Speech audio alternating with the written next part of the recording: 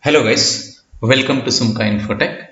In this video tutorial, let us learn how to create an Android app using Android Studio and how to load a remote as well as locally hosted website into an app. Let us get started. Okay, to build an Android app, make sure you have installed Java Development Kit, that is JDK, followed by Android Studio.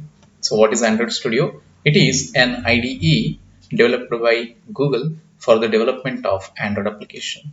So to practice this tutorial in your system, you need to have these two softwares being installed.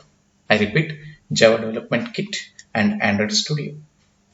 In the description of the video, I have provided the links to download the JDK and Android Studio. From there you can download these two things. In this video, I'm not going to explain how to install all those things because it takes a lot of time. I assume you have installed the software. Fine. If you have not yet installed, please download the softwares by the links provided in the description window and proceed. And one more important thing is, your system should have a 4 GB RAM to work with Android Studio. If you do not have a 4 GB RAM, please don't try this software to work with. It does not work. So this is a mandatory. Having a 4 GB RAM is must. So let us begin. After successfully installing Android Studio, you get a shortcut like this. If you double click this icon, you get the first screen of Android Studio like this. Fine. You need to select the first option, start a new Android Studio project. And one more thing is, this software works slowly, so having a lot of patience is also important to work with Android Studio. Okay. So the first option is choose your project. So it shows different types of project types. Here I go with empty activity. So what is activity? What are all these things? We will discuss it later. No worries. This is our first class. So you need to select this empty activity. What is activity? I will come to that. And then select next.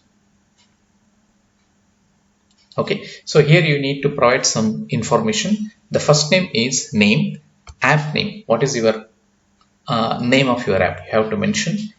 To keep it simple, just I will give my app. The next thing is package name. It is very important.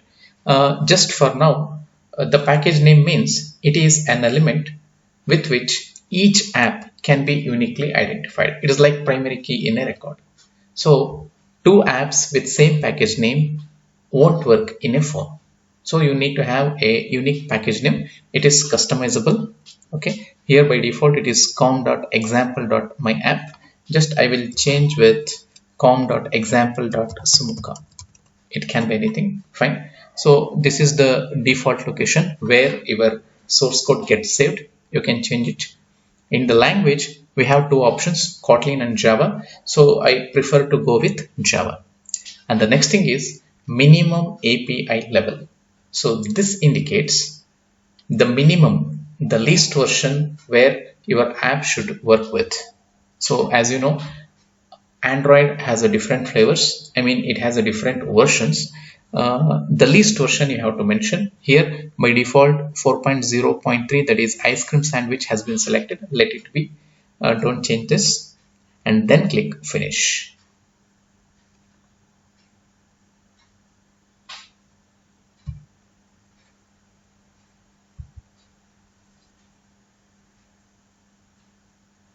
So as I said before, it takes time. Please have patience.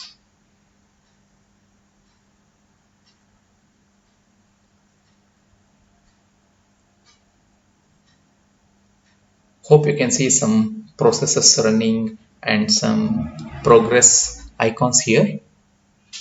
Wait for a while. It will create the platform.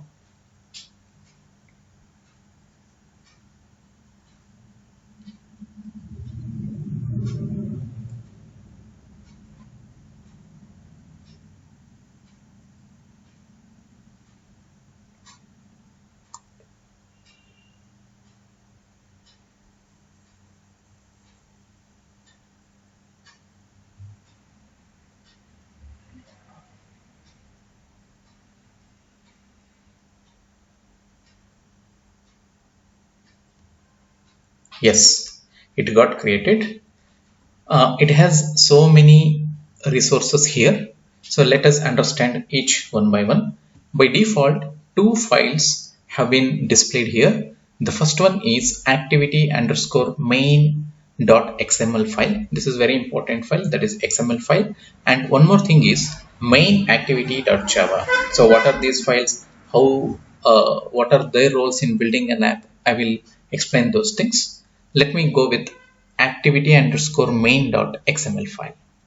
So this XML file with which we can design the interface. So like you can place the components like buttons, text boxes and other things based on your requirement. You can use this file. So activity underscore main dot xml, this file meant for designing the app interface. So here it looks like it gives a preview. Let me zoom and see. So if you run this app, you get an output like this. So this is the preview. Yeah, here it is showing hello world. Let me zoom in, increase the size.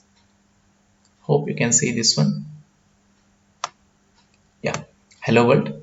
Okay, so if we execute this program, it looks like this. Okay, this is the screen we are going to see. Fine. And the next file is main activity.java. So this is very important file.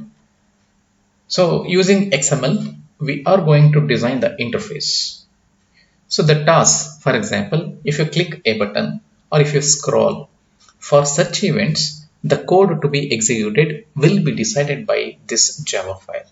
So this is XML file. In short, this is meant for designing, and this Java file is meant for working. It gives life to your components. For example, if you have placed a button, what you are expecting when user clicks a button, that task will be done in the Java file. Okay, so these are very important files with which we can manage our task. Okay, now when it comes to executing a program, we have two options.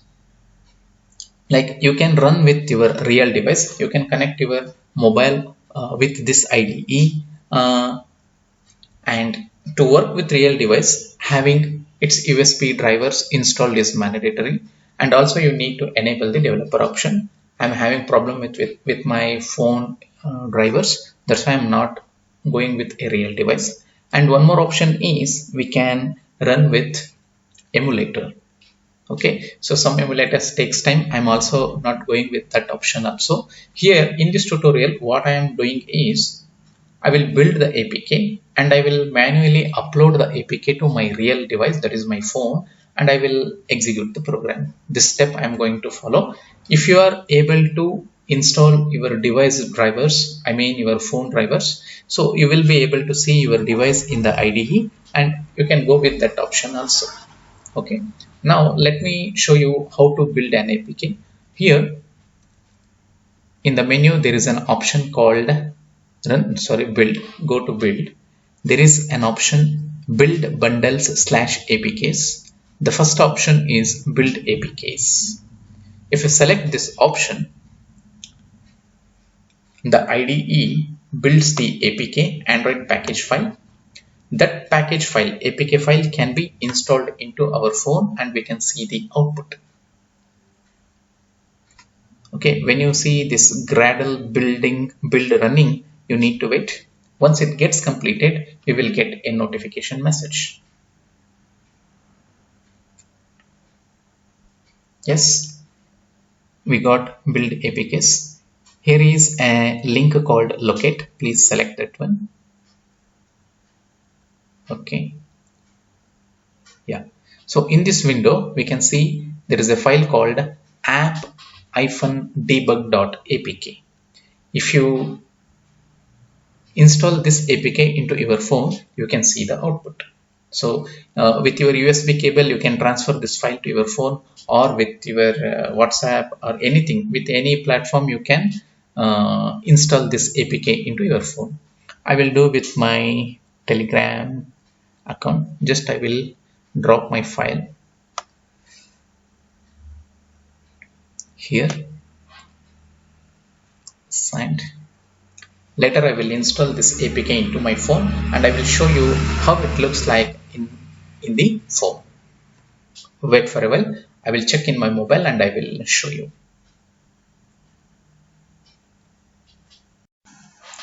This is my mobile screen. Let me launch my Telegram app where my APK is present. Hope you can see appdebug.apk. Let me download that APK to my mobile so that I can install my app and see the output. It is being downloaded. Wait for a while. Yeah. Once the download is finished, you can tap on it and install into your mobile phone. Yes, install and then choose open, and this is the output. Yeah, here you can see hello world. It is a text view. Technically it is called a view, text view, and the container which is having this view is called the activity. This is the activity window. So we were able to create our first app and we got the output. Now let us analyze how we got the output even though without writing a single line of code. So the reason for having that window is this class which is marked with red color, that is app compat activity. So this is a predefined class. This class has been inherited to main activity class. How we inherited the class? Using the keyword extends. As you know, class is a mechanism used to represent a real world object into programming object. App compat activity is one class which represents the window that we were able to see. That class has been inherited to our class main activity. That's why without writing a single line of code, we were able to use a predefined class with the help of inheritance. So single inheritance is the reason for having this window. But this is not the output we are expecting in this class. Our aim is to load a web application or a website, either which is remotely hosted or locally hosted, into an app. Let us learn how to do that. Okay, let us learn how to load a remote or a locally hosted website into an app. For that purpose, I will select activity_main.xml. So in the palette, you select widgets. When you select widget, you get to see some views. I'm going to select the third one called web view. So how to place this view on our screen? Just drag and drop. I will show you. Okay. Yes. So this is the view with which we can load a website into our app. Okay. So when you select web view, on the right side window, this is called a properties window. It is the first element is ID. Let us give one ID with which we can control this element programmatically.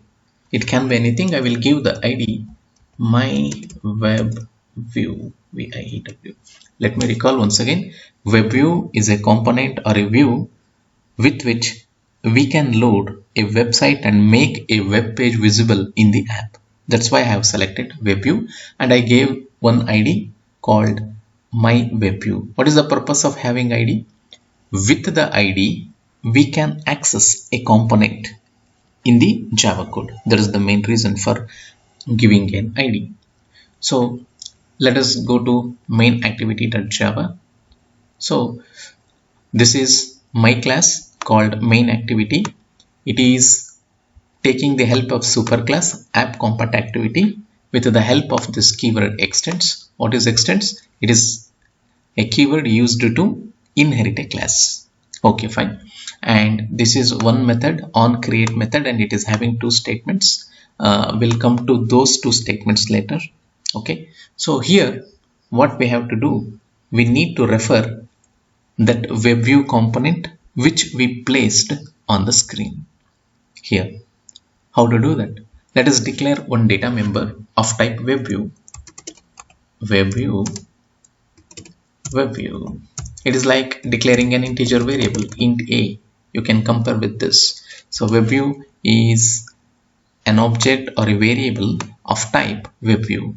Okay, fine. Now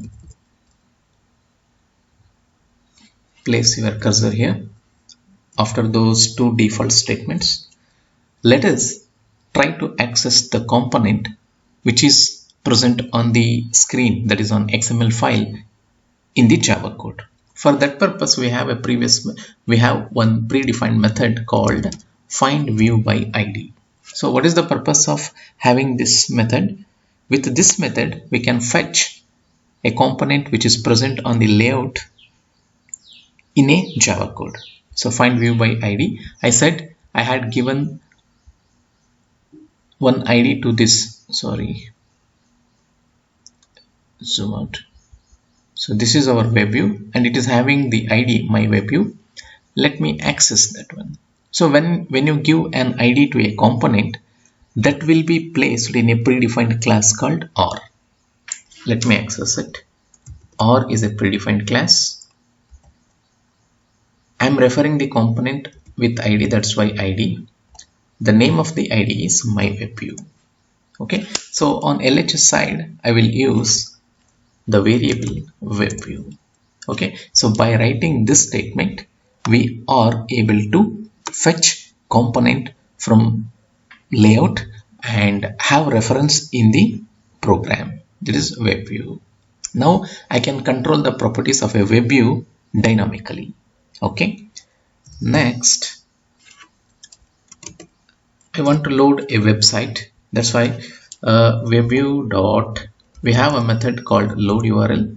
Here you're supposed to mention the URL of the website which is to be loaded. So I will show you with my website only, http://sumukainfotech.com. So this is my website.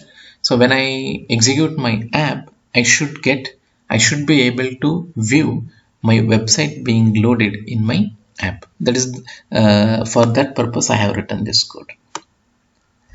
And one more thing is, whenever you load a web page or a web application, by default the JavaScript present in the website won't work in the app. You need to enable the JavaScript. How to do that?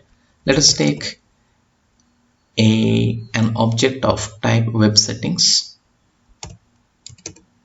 Yes, web settings is a class. Let us declare an object web settings. Let us link our web view with the web settings. How to do that? Web settings is equal to web view dot get settings. See, by this code we are going to access the basic settings of our web view and we put those information into the object web settings. So let me enable the JavaScript. Web settings dot set JavaScript enabled true. When you mention the boolean value true, it means we are enabling the JavaScript properties of the website being loaded into our page. So these are the steps we supposed to follow to make a to enable the JavaScript in the app. Okay. So, and one more thing is, whenever you navigate to pages present in an app, by default our app will move to an external browser. We need to avoid that one, so that whenever you navigate to the other pages of a website, it should remain in the app itself. To do that, you need to add one more class. Let me show you how to do that. So select this Java package. You can see that com.example.sumuka. It is having one class called main activity that is by defaultly created. Let us add one more class How to do that? Right click on the package name, select new, select the Java class. So in this window you can see the name, kind, superclass. Okay, let the name be my web view client. Superclass. So we have a predefined class called web view client. Here it is. I will select this one. So why I am selecting this class? The reason for having this class is I need to control the behavior of my web page inside the app. That's why I will show you how to do that. You just click OK button. See here, a class called my web view client has been created as a child class of web view client. Now you need to have just recall method overriding. What is method overriding? When a superclass is having a method in it, we can override its behavior. Two classes, that is one parent class and one derived class, both the classes having a method with same name, that is called overriding. So WebView client is the superclass and my WebView client is the derived class. This is already having one method. I want to have the same copy of method in the derived class and control its behavior. So you need not to write, you just go and select the code and select override methods. It lets you select the third one, that is should override URL loading. You select that one, you get a piece of code like this. You keep return and delete all the remaining things. Okay, after return you just write return false. Why I'm doing all these things you will come to know. Yes, okay, so we created a new class called WebView client. Now I need to initialize this class with my main activity class. How to do that? So my WebView name is WebView. Here it is. Set. Call the method set WebView client. Okay. Let me create my class, that is new. Let me create the object of this class. This class means my WebView client. How to create the object? You need to use the keyword new, which is a memory allocation operator. New my WebView client. Done. So let me clarify why I did this. By writing this statement, what I am going to achieve, whenever user navigates to different pages of this website, I want to keep all pages within the app itself. I mean, it should not select the external browser. The web application should remain within the app itself. For that purpose, I have done this. Okay. And one more important thing is, by default, our app won't communicate with internet. For that purpose, you need to have permission, and we can get the permission by selecting this manifests folder. In the manifest, there is a file called Android manifest.xml. Using this file, you can give permissions to your app. Here many things are there. Be careful. I will go after the applications. Just to type less than use permission. Select it. The first itself is internet. Okay, please close this. Yeah. This line gives permission to my app to make use of internet. This is very important. Without this, our app won't work. So make sure you have given permission in Android manifest.xml. Okay. Having done this, let me execute this program and get build APK and load APK to mobile as I did before. Okay, I will show you how to do that. Select build APK.